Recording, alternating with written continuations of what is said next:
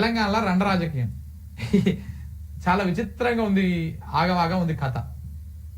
ఇగో ఈ రండ రాజకీయం స్టార్ట్ చేసింది మన రేవంత్ రెడ్డి గారు. ఎప్పుడు స్టార్ట్ చేసిరు? 2024 ఫిబ్రవరి 5వ తారీఖు నాడు ఈయన అధికారంలోకి వచ్చిన 2.5 నెలలకు రండ రాజకీయాన్ని మన ముఖ్యమంత్రి గౌరవనీయులైనటువంటి శ్రీ యనుమల రేవంత్ రెడ్డి గారు ఈ రండ రాజకీయాన్ని స్టార్ట్ చేశారు. కేసీఆర్ను పట్టుకొని, మాజీ ముఖ్యమంత్రిని పట్టుకొని రండా రండా రండా రండా అని చెప్పేసి చాలా సార్లు మాట్లాడింది ఆయన. ఇంకో ఆ మాట ఒకసారి చదవండి. జగన్మోహన్ రెడ్డి పోలీసులు తుపాకులు వేసుకొని నాగార్జున సాగర్ డ్యామ్ మీదకి వచ్చి ప్రాజెక్టు హ్యాండ్ ఓవర్ చేసుకోరు. ఈ సన్నాసి రండా జగన్మోహన్ రెడ్డి తెలంగాణలోకి వచ్చి నాగార్జున సాగర్ ప్రాజెక్టును ఆక్రమించుకుంటే నోట్లకి మాట వెళ్ళలేదు. రంగపానం చేసింది, లొంగిపోయింది నువ్వు చంద్రశేఖరరావు. ఇట్లా రాజకీయాల్లో దిగజారిపోయి రండ రాజకీయం, రండ మాటలు మాట్లాడింది మన ముఖ్యమంత్రి రేవంత్ రెడ్డి గారు.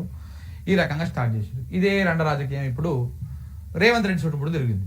ఇక ఎక్కడెక్కడ తిరిగింది, ఎట్లా తిరిగిందో ఇప్పుడు మీకు నేను 1 to 1 చెప్పుకుంటా వస్తాను మిత్రులారా. ఇగో ఇక్కడ స్టార్ట్ అయింది.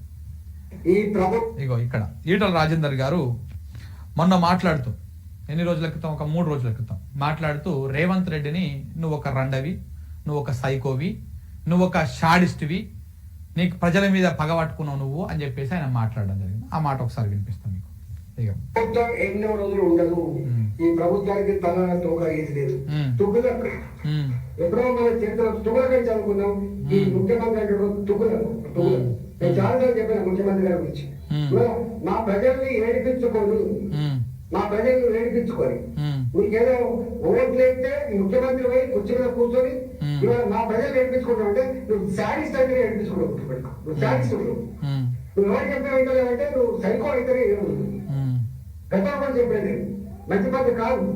ఇవాళ పరిపాలకుడు అనేవాడు, ముఖ్యమంత్రి అనేవాడు ప్రజల కన్నీళ్ళు ఏంటిది, ప్రజల కష్టాలు ఏంటిది, ఒకవేళ నీకు నీ ఇంటెలిజెన్స్ వ్యవస్థ ఉంటుంది తెలుసుకోవాలి.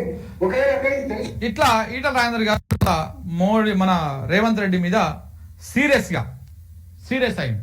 రేవంత్ రెడ్డి మీద నువ్వు షాడిస్ట్వి, రండవి, సైకోవి, ప్రజల మీద పగబట్టినావు, ఇట్లా చేసినావు అని చెప్పేసి నా సీరియస్ అయినాక దేని గురించి ఈ హైడ్రా, ఈ దుకాణము, ఇవన్నీ కూడా అంత ఆగమాగం చేస్తా ఉన్నాడు అని చెప్పేసి ఈయన బీజేపీ ఎంపీ కదా అయిన తర్వాత దీనికి కౌంటర్ గా ఈయన పెట్టిన ప్రెస్ మీట్.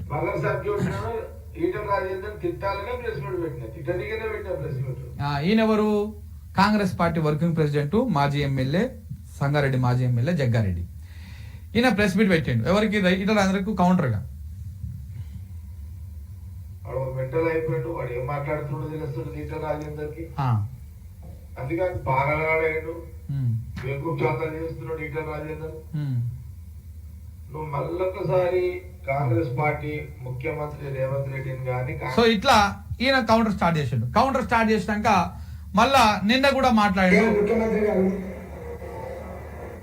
పెద్ద మార్పు వస్తాయని చెప్పి నీకు అధికారం కట్టబెట్టింది, తేన మీద పొల్లబెట్టి అవుతుంది, ఎందుకు ఇట్లా ఆలోచిస్తున్నారని చెప్పి చాలాసార్లు మాట్లాడితే ఆయన ఇంటింత వచ్చిపోయి అన్న మాట ఏంటంటే ఎవరు చెప్పినా విలువ లేదు,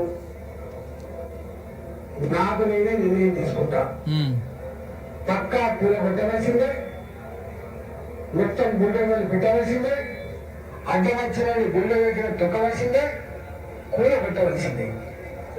ఇది ఆయన స్టేట్మెంట్. నువ్వు మాట్లాడుతున్నావు నా గురించి చిన్నరగాళ్ళకు కొట్లాడి దీనితో కొట్టాలి, నన్నతో కొట్టాలి, దీంతో కొట్టాలి. నేను అన్నా ఒకసారి ఇదే ముఖ్యమంత్రి మనకు ఇచ్చేస్తున్నాను, నేను అన్నా అని చెప్పి భాగ్యలక్ష్మి ఆయన ఆయన ముఖ్యమంత్రి కాలేదు అనుకున్నా. నీళ్ళతో చల్లనీతో తడిబట్ల మీద రాని వేసి నేను దీవులు అనుకున్నాను, ఇట్లా అనుకోలేదు. నువ్వు దీవులు అనుకున్నా కానీ చేస్తాను అనుకోలేదు. ఏడ్చేవాడిని ఏమంటారు తెలియదు, మన కాలం ఏడ్చేవాడిని ఏమంటారు నాకు తెలియదు అని చెప్పేసి ఇట్లా మాట్లాడు. నువ్వు నేను వీరితో కొట్లాడతా, జుజుబిగాలతో కాదని చెప్పారు. దాని తర్వాత మళ్ళా జగ్గారెడ్డి ప్రెస్ మీట్ పెట్టిండు. ఇందిరాగాంధీ గారి కంటే ఒక శక్తి ఏది రండ అంటే అర్థమైంది చెప్పండి. ఈటల రాజేందర్ అన్నా చెప్పాలి, మీరు గాంధీ మీరన్నా చెప్పాలి, రండ అంటే అర్థమైంది. అయితే ఇట్లా ఇంకా ఒకరినొకరు ఇట్లా తిట్టుకున్నారు. ఇదంతా అయిపోయిన తర్వాత అయితే ఇందులో ఒక విషయం ఏంటంటే మొన్న ప్రెస్ మీట్ పెట్టినప్పుడు ఇదే టీ షర్ట్ ఉన్నది, ఇవాళ నిన్న ప్రెస్ మీట్ పెట్టినప్పుడు కూడా ఇదే టీ షర్ట్ ఉన్నది.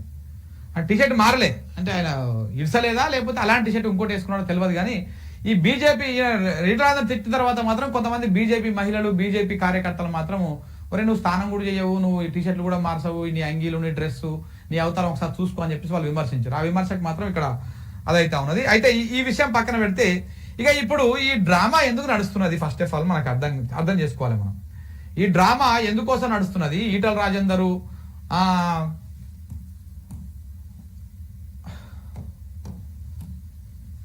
ఈ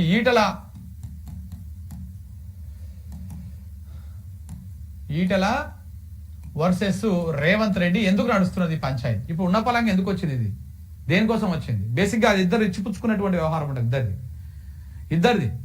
హుజురాబాద్ లో ఒకసారి మీరు చూడండి, హుజురాబాద్ లో బై ఎలక్షన్ వచ్చింది. హుజురాబాద్ లో బై ఎలక్షన్ వచ్చినప్పుడు రేవంత్ రెడ్డి గారు అక్కడ వీకెస్ట్ ఒక క్యాండిడేట్ ను సెలెక్ట్ చేసి పెట్టారు. బల్మూర్ వెంకట్ అనేటువంటి ఒక పిల్లగాన్ని తీసుకుపోయి ఆడ పెడితే ఆ పిల్లగానికి వచ్చినాయి 3,000 ఓట్లు. దేనికోసము? ఈటలను గెలిపించడం కోసము ఈడ బల్మూర్ వెంకట్ని బలి చేసాడు కావాలని. అక్కడ ఈటలకు సపోర్ట్గా మరి ఏం జరిగిందో ఎట్టటి జరిగిందో ఏ వ్యవహారం నడిచిందో లోపల ఏమేమి చర్చలు నడిచినాయో తెలియదు కానీ ఇట్లా అయింది.